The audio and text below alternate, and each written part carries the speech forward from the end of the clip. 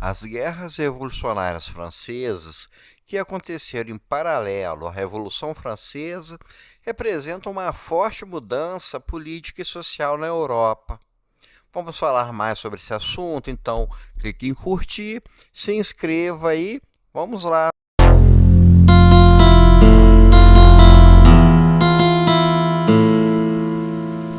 As guerras revolucionárias francesas, ocorridas entre 1792 e 1799, representaram um período de conflitos entre a França e diversas potências europeias.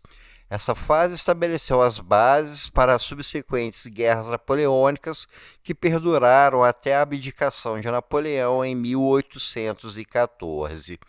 O fim de 1799 pode ser considerado um ponto divisor entre as fases revolucionária e napoleônica do conflito, uma vez que nesse ano foi estabelecido o consulado de Napoleão Bonaparte. As guerras revolucionárias francesas foram diferentes de outros conflitos pela intensidade com que mudaram o universo político. Elas estão associadas, acima de tudo, ao surgimento de mudanças fundamentais na estrutura do Estado e na sociedade francesa, bem como a imposição dessas transformações aos estados vizinhos pela França. Países mudaram suas estruturas e até mesmo modelos democráticos surgiram ao longo dos conflitos. Nenhuma outra guerra na Europa foi capaz de tamanha mudança. A situação política na França revolucionária impulsionou o novo governo a entrar em conflito com os estados vizinhos. As doutrinas revolucionárias francesas e as políticas expansionistas motivaram esses estados a se oporem à França no campo de batalha. As guerras revolucionárias também tiveram como motivação antigos conflitos europeus, como a Guerra da Sucessão Espanhola, que já falamos aqui no canal. Após esse conflito, a Grã-Bretanha havia conseguido evitar a predominância da França na Europa e afirmado sua supremacia no exterior. Com uma população de pouco mais de um terço da França em 1789, a Grã-Bretanha dependia de sua preponderância no comércio e na manufatura. Para isso, ela precisava de maior predomínio naval e investimento nessa área reduziu seu poder militar a nível continental. Ou seja, a Grã-Bretanha preferiu investimentos militares em forças marinhas do que em forças terrestres. Entretanto, a Grã-Bretanha percebeu que se a França pudesse impor a paz na Europa conforme seus próprios termos, estaria livre para mobilizar seus recursos contra os britânicos no mar e nas colônias, fechando os mercados europeus essenciais para o comércio britânico. Portanto, a Grã-Bretanha, única entre as potências da coalizão contra a França, permaneceu em guerra praticamente durante toda a duração das guerras revolucionárias e napoleônicas, seguindo uma estratégia dominada por motivos marítimos, coloniais e econômicos. Dois fatores contribuíram consideravelmente para o início e o curso dos primeiros anos das guerras revolucionárias francesas. O primeiro é a fraqueza da França causada pela Revolução em si, que desde a reunião dos Estados Gerais em maio de 1789, continuou com intensidade crescente ao longo das primeiras três campanhas, em 1792, 93 e 94. E a segunda foi a continuação das partições da Polônia em 1793 e 1795, que serviram para distrair as potências continentais de sua invasão à França e tiveram muita relevância na diplomacia, em especial por tirar a Rússia da guerra. A partição da Polônia já foi comentada em vídeo aqui no canal. Vale lembrar que a França, antes da Revolução, era a nação mais desenvolvida do continente e apenas a Inglaterra lhe fazia frente. Isso ofereceu uma vantagem considerável no decurso do conflito. A partição da Polônia moveu muitas decisões e alianças entre os países europeus. Prússia, Áustria e Rússia foram os principais a se envolverem nessa disputa, e as alianças e conflitos oriundos tiveram influência na guerra contra a França. A Áustria viria a se posicionar diretamente contra a França devido à preocupação de Leopoldo pela segurança de sua irmã Maria Antonieta e seu marido Luís XVI. Em 27 de agosto, ele e o rei da Prússia emitiram a Declaração de Pillnitz, apelando aos soberanos europeus para usarem a força para fortalecer a posição de Luís XVI. Evidentemente que, por trás dessa postura, também existia o medo de levantes contra as monarquias começarem a se espalhar. Em março de 1792, a França estava prestes a atacar os Países Baixos austríacos, que seria onde é a Bélgica atualmente. Áustria e Prússia, apesar das relações já bastante desgastadas devido à questão polonesa, notificaram as potências europeias em 12 de abril, convidando uma ação concertada. Essa foi a primeira coalizão. A decisão por esse ataque partiu do novo Ministério Girondino. A expectativa era que esse conflito ajudasse a completar a Revolução. Já os partidários da monarquia constitucional acreditavam que a guerra fortaleceria o novo regime e a posição de Luís XVI. Os jacobinos também apoiaram.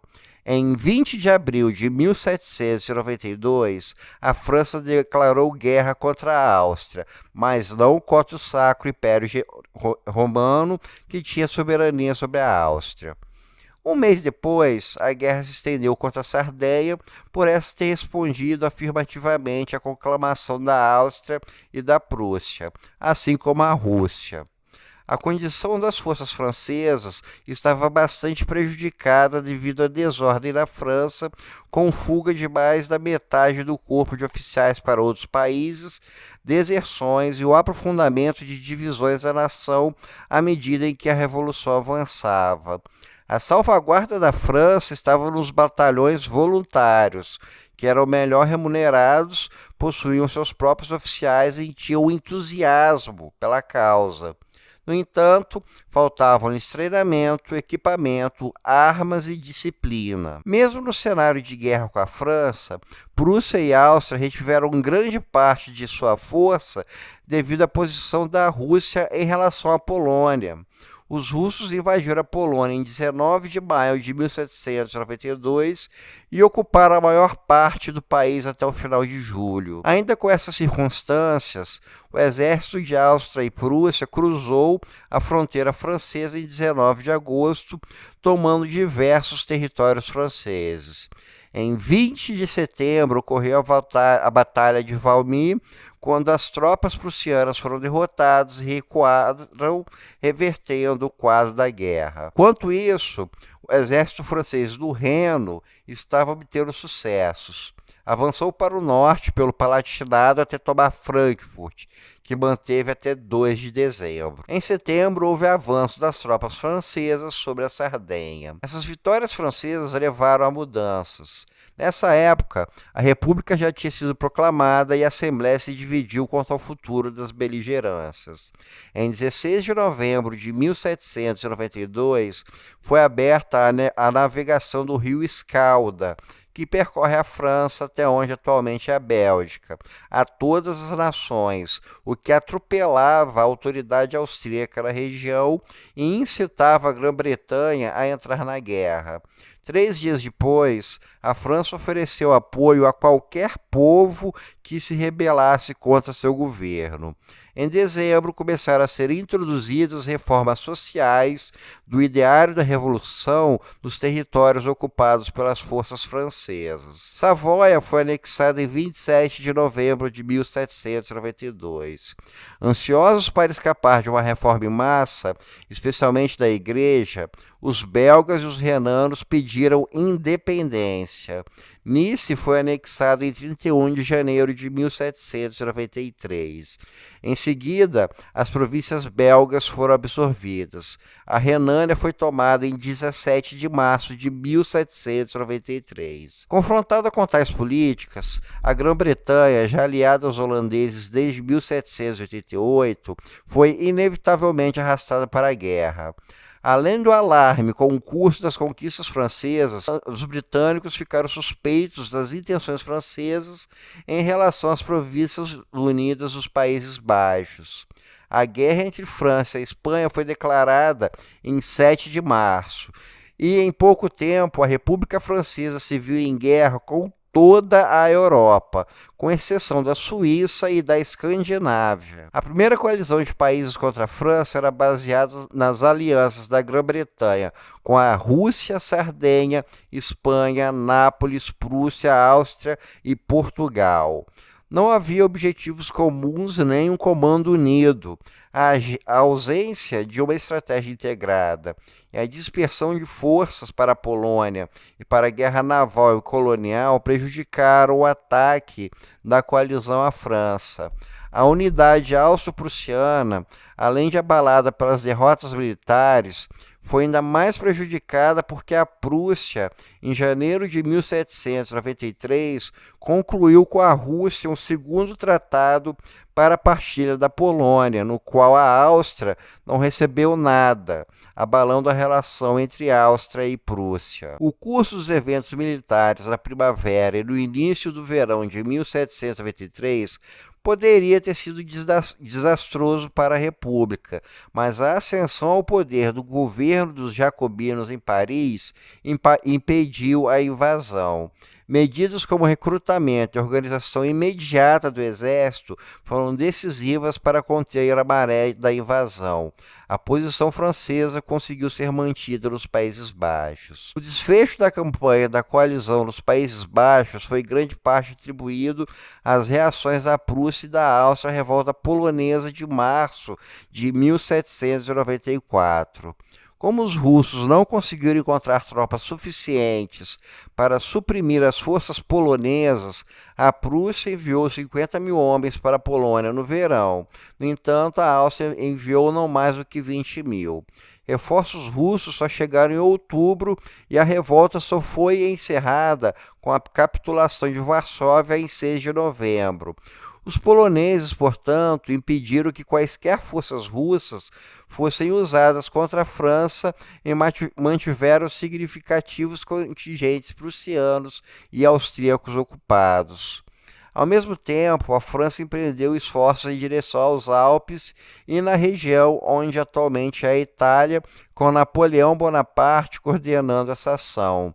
Também houve expansão em direção à Espanha. A perspectiva de paz com a Prússia e com a Toscana foi oportuna para a França, onde o abandono da economia controlada pelos jacobinos precipitou as piores consequências da inflação.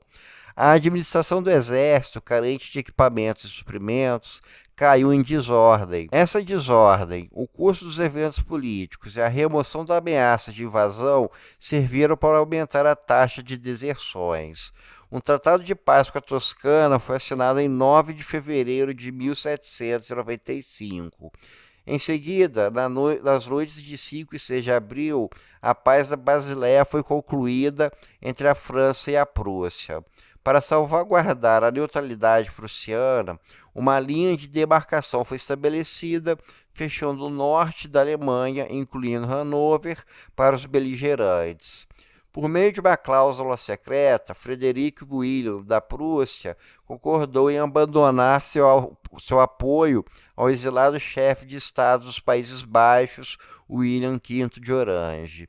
Esta paz da Basileia permitiu que os franceses entregassem um ultimato aos holandeses pelo Tratado de Haia de 16 de maio de 1795. Os Estados Gerais das Províncias Unidas cederam a margem esquerda do estuário do Scheldt, Maastricht e Veluwe para a República Francesa, aliando-se a ela e concordando também em pagar uma indenização de 100 mil florins. Foi por causa dessa mudança forçada de lado que os holandeses perderam algumas de suas colônias para os britânicos, que ocuparam a província do Cabo em 16 de setembro e mais tarde tomaram a Guiana holandesa, atual Suriname. A Segunda Paz da Basileia foi concluída entre a França e a Espanha em 22 de julho de 1795. Os franceses, que haviam perdido parte do território conquistado na Catalunha, mas avançado mais no País Basco, comprometeram-se a recuar para a antiga fronteira, enquanto os espanhóis cederam o Santo Domingo para a França. No entanto, houve muita divisão de opinião na França sobre a política que a Revolução deveria seguir no exterior. A questão derivou mais urgência das possibilidades de assinar uma paz com o Sacro Império Romano Germânico, sobre o qual a Áustria tinha muito pouco controle real, uma vez que a dieta imperial estava preparada para fazer as pazes com a França, desde que a integridade do império fosse respeitada. Ou seja, se os franceses abandonassem suas conquistas a oeste do Reno. O Partido Anexionista francês, no entanto, recuperou a maioria no governo e a proposta foi rejeitada. Portanto, a Áustria, juntamente com a Sardenha e a Grã-Bretanha, permaneceu em guerra com a França. Em janeiro de 1795, Áustria e Rússia tinham chegado ao entendimento para a terceira partição da Polônia, sobrepujando as reivindicações da Prússia.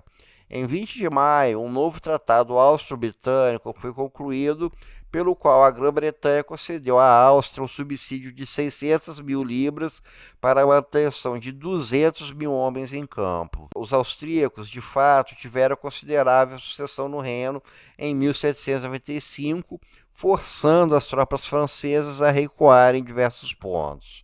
No outono de 1795, a Rússia aderiu à Aliança Anglo-Austríaca. As forças da Áustria e da Sardenha, apoiadas pela frota britânica, tiveram algum sucesso no fronte sudeste no início do verão de 1795, mas a paz franco-espanhola de Basileia possibilitou o reforço do exército da Itália. Após as mudanças políticas com o fim do governo jacobino e com a instalação do Diretório, a decisão foi de manter e estender as conquistas da Revolução. O Diretório deu continuidade às campanhas em 1796, na esperança de encerrar a guerra no continente com o avanço em direção a Viena de 150 mil homens.